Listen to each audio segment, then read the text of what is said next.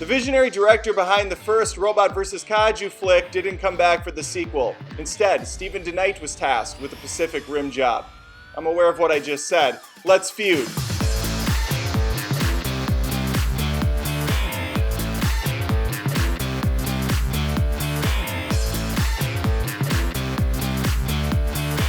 There's good actors in both of these films, but there's nothing good about what they're doing in them. Oh yes, I hate both of these flicks. I probably should have led with that.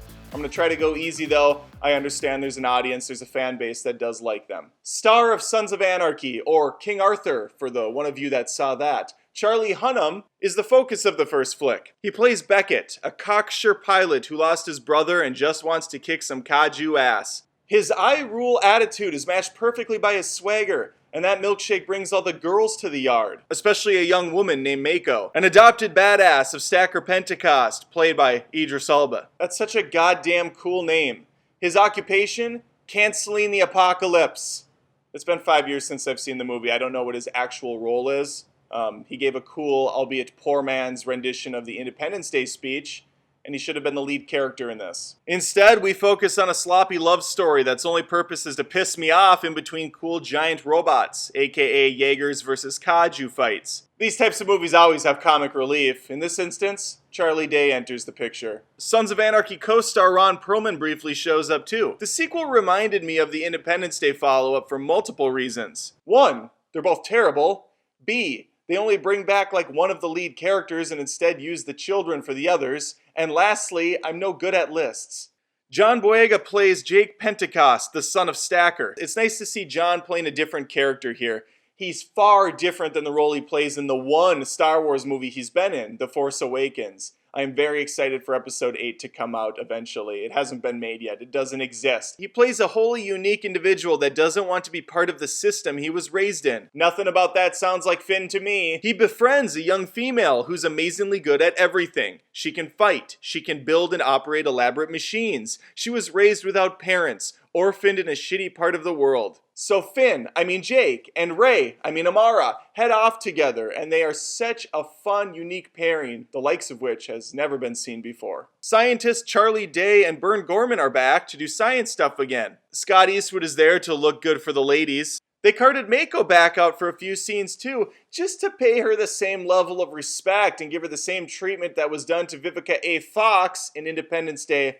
Resurgence. It's so cool how Hollywood keeps taking sequels 5 or 15 years later only to kill off characters that we used to like.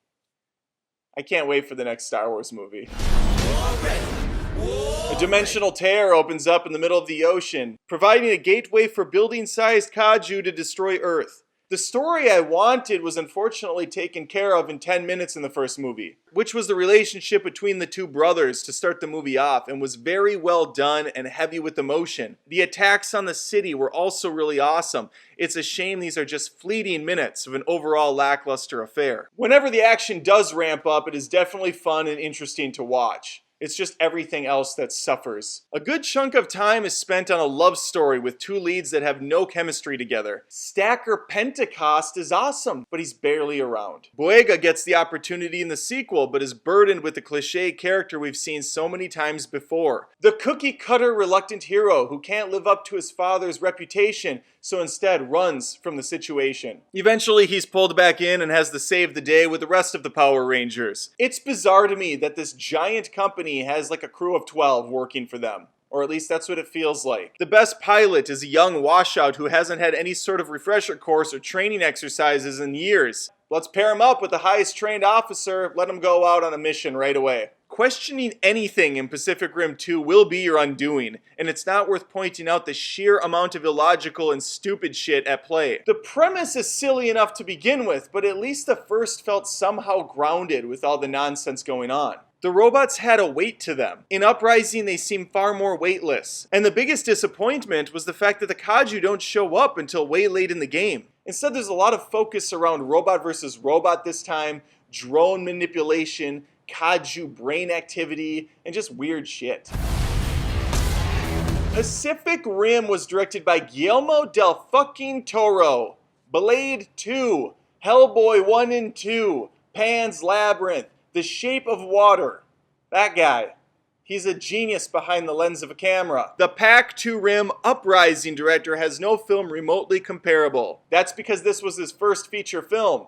Even if it was his 20th though, Del fucking Toro. Pac Rim may be a stupid and empty movie, but it sure as hell looks good and sounds incredible. The animated creatures and machines are a glorious sight to behold and genuinely feel like they belong in the interesting environments. And the Iron Man composer once more does a terrific job conveying the dark and powerful battles as they unfold. Before Pacific Rim 2 started, I got a preview for Rampage for the 3,000th time. The battles look like they took place in front of the same generic buildings from the same angles with the same look and feel, which is to say, there is no look and feel. The atmosphere is completely gone in the sequel, and it looked like they were gearing towards a younger audience this time, maybe 9 to 11-year-olds. For some reason, it opens like a Guy Ritchie film, but they never go back to that fast-paced style again. It's just odd and out of place. The action is pretty unremarkable too, which is crazy and sad to think. Transformers 1 hit theaters in 2007. That was 14 years ago. So what was once fresh and new is now stale and old. You gotta constantly adapt and change, or you just look the same over and over. There's like 35 Transformers movies. We have multiple Kaiju films now and big robot films. So this just needed to do more than the same old, same old. I need a little bit of story behind that punch to the face. That's all. Let's unlink. Pacific Rim, obvious winner for me. After sitting through the nightmare that was Pacific Rim Uprising, I got a bit more appreciation for the first. Still don't really like it, but I respect it on a certain level. As always, I would love to hear your thoughts. Leave a comment, vote for your winner, and remember, this is more than just reviews. This is Movie Feuds. Let's see what some of the fans had to say on Twitter. Leo Perez says, Pacific Rim 2 was a bigger disappointment than my son's birth. Never mind the fact that I don't even have a son.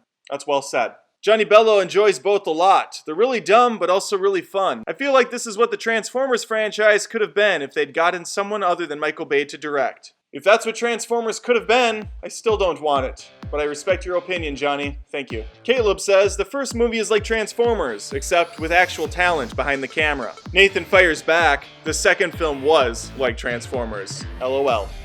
LOL indeed, Nathan. LOL indeed. Thanks for watching.